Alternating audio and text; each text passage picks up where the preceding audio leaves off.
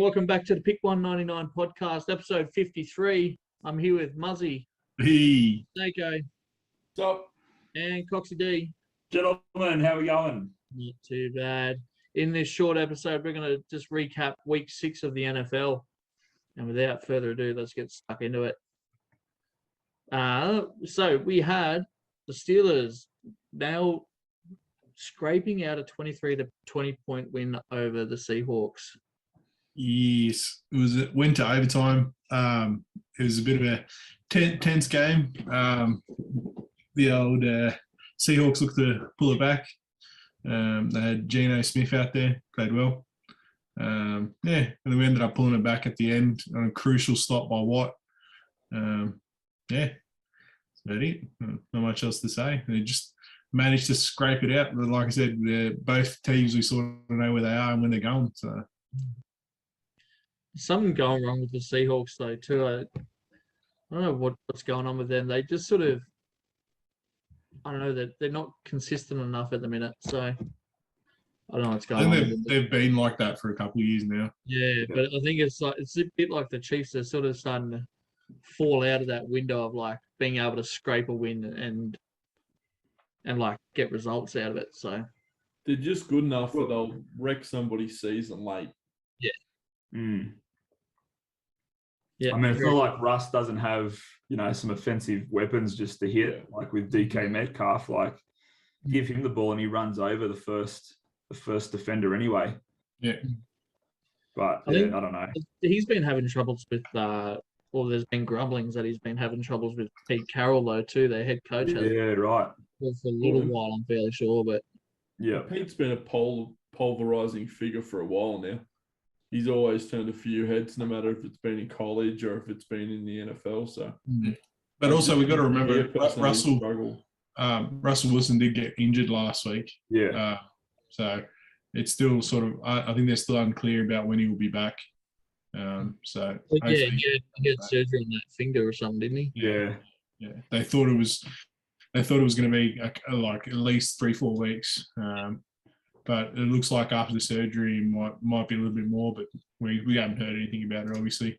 But Geno Smith played well as his replacement, the old Jets quarterback. So, Yes. Moving on, we had the Dallas Cowboys getting the win over the New England Patriots, 35 to 29. Dak keeps rolling on, boys. I wouldn't sleep on the Cowboys this year. They're a complete side offense and defense. So they look the goods at the minute. They'll certainly be top of that division, don't you think, Snakeo?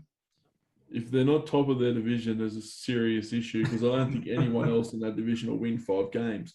So, Is this just you hoping that pick 199 curse hits them very soon? Is that why you're giving them praise for a change? it may be, yes. No, very good. Raiders 34 with the win over the Denver Broncos 24. Pretty big for the Raiders considering that John Gruden, their head coach, resigned this past week. Yeah. I think that was after we sort of said that the Raiders were looking all right too last week, though. Yeah. I think like losing the head coach obviously would shake the team, but I think if that benefits anyone, I think it almost benefits Derek Carr, to be honest. Yeah. Because the thing they say about Gruden is his favorite quarterback is the next quarterback. So, I mean, I think it's almost a blessing for Derek Carr, but, like losing a head coach is, it's a pretty big thing, isn't it? I think we're being honest though too. Like he's not a great coach either. Like he's coached some fairly mediocre teams in the past, and like just I don't know. And I think at the minute the Raiders are sort of looking to be better than that too. So yeah, He signed this deal off the back of his TV career. Like, so he's done it to coach him, but he was the best analyst in the game, and that's how he got this gig. yeah. So they thought they'd give him another crack, and he hadn't coached in like 20 years. So, yeah, look, I think it's tough because at the same time, I think this game sort of just covers up a little bit of the flaws. just because I think also for the players, this is their chance to really step up and cement their spots. Yeah. I think a lot of them were playing, like as Coxie said about Derek Carr, but I think they were also playing sort of so they can secure their spots and secure that paycheck. Yeah, absolutely. I mean, you saw it with, different sort of sport, but like in the NBA, you saw it with the Hawks. Like they sacked forget who it was last year. They sacked that coach, and then they brought in the guy from Pacers. I think who was that coach from the Pacers? And they just went on that sort of late season tear. Well, so you might even see the same. New Orleans had as well. Yeah. Steve Van Gundy. Yeah. Yeah. And then they just sort of seem, as you were saying, Muzzy, they sort of just get reinvigorated. Not enough to really sort of change where they're going anyway, but yeah, I think this game is just a cover up, and I think it didn't matter who they were playing against; they were going to put up a good game. Yeah, it would just be interesting to see as the season progresses and as a coach actually fills that role they get from the team.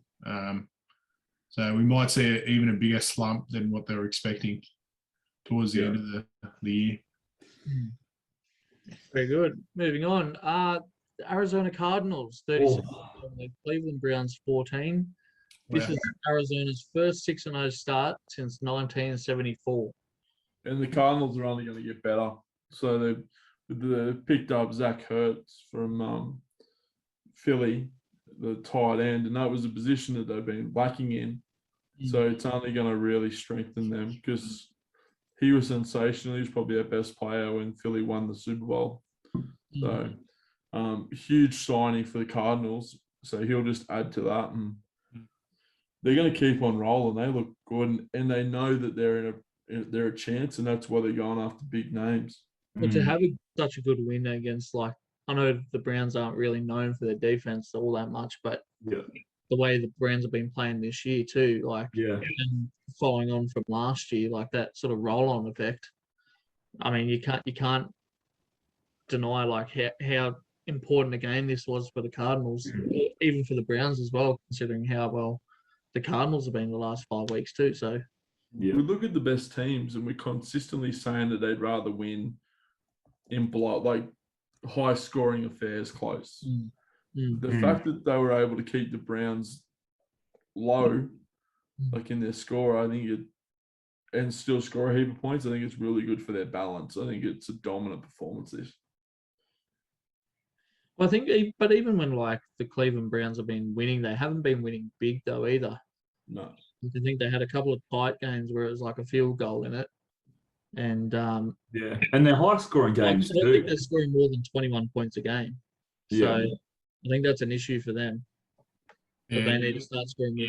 Look, I think Browns are sort of after last year, everyone was expecting just that roll-on effect, and I think even the coaches and players were expecting that as well, and they just haven't got the grip from that roll-on effect.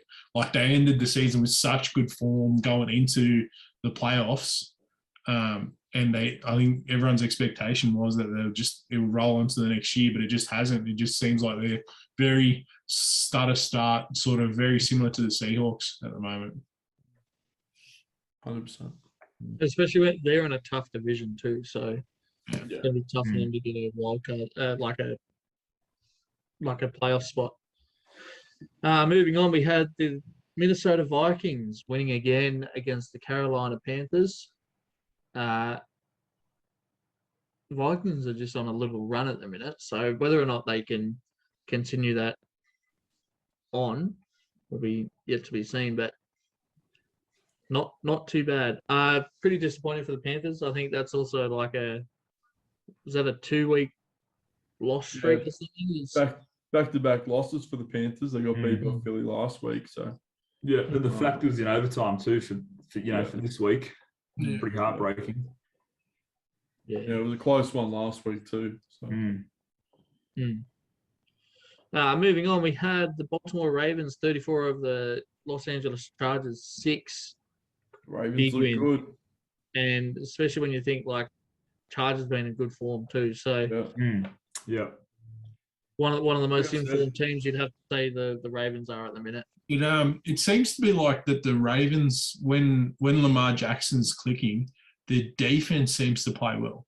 Yeah. But when he's not clicking, like I think it was the other week, they had like a massive score against them, and they ended up winning the game. But they didn't show out. But in this game, like Lamar just started crazy straight up, and it just seems to take the defense with them. So it's almost like their defense is dependent on how well the offense does, rather than the other way around. Yeah, I think if we think back to last year as well, they were the most heavily affected team in the NFL for COVID. Like they had the most amount of players out, and they went on a real late run into a wild card spot. Like they were steaming home, but they still had heaps of people out. Like now a year on, they've got all those players. COVID's not an issue for them. Yeah. I mean, they're not having the. Would have been last year. Yeah. I think it is easier for them now. They're not having the players getting pulled out for COVID protocol and whatnot, so they're just able to focus on the game and go from there. No, 100%. Lamar's looking like insane too. Like he's probably the most informed quarterback at the minute, apart from probably Aaron Rodgers. Yeah. So, and we'll talk about him in a minute. But I'd put Stafford in that conversation too at the moment. Stafford as well, yeah, of course. Yeah. Well, speaking of the old man, Aaron Rodgers, 24-14 win over the Chicago Bears. I mean, another pretty good game for the Packers. Like to hold a team to less than 15 points is pretty decent in this sort of day and age. But yeah, I don't have much to say. I didn't see much of this game, so Yeah, I didn't see any of this one. I just assumed it was Aaron Rodgers. Just it was a pretty. I mean, you knew what was going to happen, didn't you, when you saw this matchup? Yeah. There's only one way this game was going. Cheese man just doing big cheese things. Yeah, that's it. No, very good. Moving on, we had the Cincinnati Bengals getting a 34 points to 11 win over the Detroit Lions. I mean, we've talked about it week in, week out about how poor Detroit have been. So, and to be 0-6 to start the season is definitely not where you want to be. But they're just pissed the Jaguars are going after their longest losing streak record, and they're trying to catch it back. They might get it too, the way they're going. Yeah. We're all fighting for the first round pick, boys. Number 1 overall. That's a closer competition this year than winning the title. Yeah. The hunt for the number 1 pick. Who's going to win when Jags and Lions play, you reckon? It's going to be a draw. I'm going to go to the Jags. It'll be Trevor Lawrence's first win in the NFL, probably. I think it'll be a draw. Well, they don't think it'll be a win for the sport. Yeah. Lost It'll be very a well. loss Any for the casual fans broadcaster. out there, you might want to That'll be the miss that Monday one. night game too. They'll have the Super Bowl and the Losers Bowl. They should do it. They really should. Yeah. Moving on. The Indianapolis Colts got a 31 points to 3 win over the Houston Texans. What's wrong with the Texans? Don't know. I They've couldn't tell been you. absolute shell of Oh, themselves. they've gone to crap.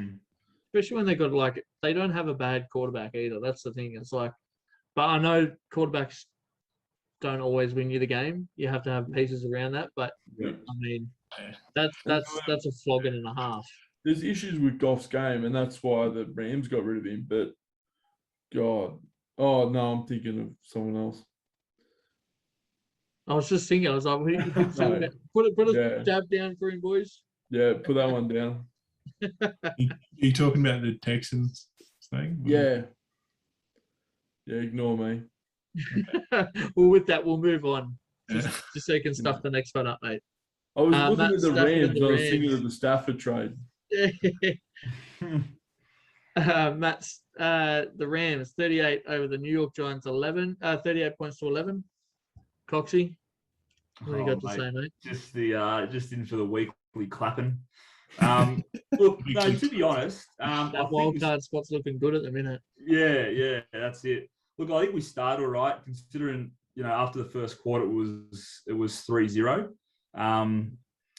But, if you let a team come back and in the second quarter let them score 28 points and you get nothing, I mean, what do you expect is going to happen? And really, that like Rams won it in one quarter. They won this whole game in the second quarter. They dropped 28 points. We didn't get a single point until the fourth quarter where we got 8. So, I mean, like... You should have just caught the bus at halftime. Yeah, well, I mean, and Danny Jones, 29 from 50, I think his completion rate was, and 3 interceptions. So, I mean, it's one of those years for us, I think, where I think we're going to be happy just to tank along. Like the 76ers boys, trust the process, and we might get another pick. I mean, and also it doesn't help. We're missing Saquon, a few other sort of wide receivers, but yeah, I mean, it goes past more than just attacking for this. I mean, to concede 28 points in a quarter, I think that's also on your defense as well. Oh yeah, there's probably a lot going wrong there. You need a multifaceted trade going on to get something out of it. Yeah. But who do you trade and what do you trade for? Yeah, well, that's it. That's the question. But you know what? Rams are looking really good. So, good on them. Yeah, no, good win for them. Moving on, we had the Kansas City Chiefs finally pulling out a decent win, 31 points to 13 over the Washington football team. Yeah, but is that a decent win, Roscoe? Hey? Is that a decent win, mate, against Washington? I mean, it's a decent win, full stop. But, yeah, against Washington, you can't really take chips out of it. I think the Chiefs will take any victory they can get in the minute. Exactly. That's why I said it's a good win for them. Yeah, I think you're right. I saw a stat on Pat Mahomes, and it was interesting. His interceptions for 2019, 2020 combined were something like 11, and in his last 15 games, he's had 15. And he's had 8 up to date in this year already. So, struggle street at the moment for him. Mm-hmm. But, hopefully this is the turning point for the Chiefs. I wouldn't be surprised if they go on to win the rest of the games. But also at the same time, wouldn't be surprised if they struggle to make a wildcard spot. They're just so up in the air at the moment. Yeah, it could really fall either way. Yeah. So this win could spur them on, or it could send them into a false sense of security too. So it's going to be interesting to see where they turn up. Yeah. Well, moving on. Can tell I didn't watch any NFL this week, boys, because Trevor Lawrence got his win. 23 points to 20 over Miami. Good win for the Jags. Good win for Trevor Lawrence to get the monkey off his back, but I mean, it's against a struggling Dolphins outfit that just doesn't look anything near competitive as to what everyone thought they might be. Especially compared to what we thought. Like, when you looked at them last year, you thought they were a lot closer to winning the title than going winning 1-5. So, disappointing. I wonder if the road had anything to do with it, but you can't blame that because the Jags had to do the same trip. So, exactly. Yeah, it'll be very interesting seeing if Chua will be back anytime soon. Looks like he's a likely starter, I think, for their next game. So hopefully he can turn their fortunes. I think he was supposed to start this game, but it'll be interesting to see what happens.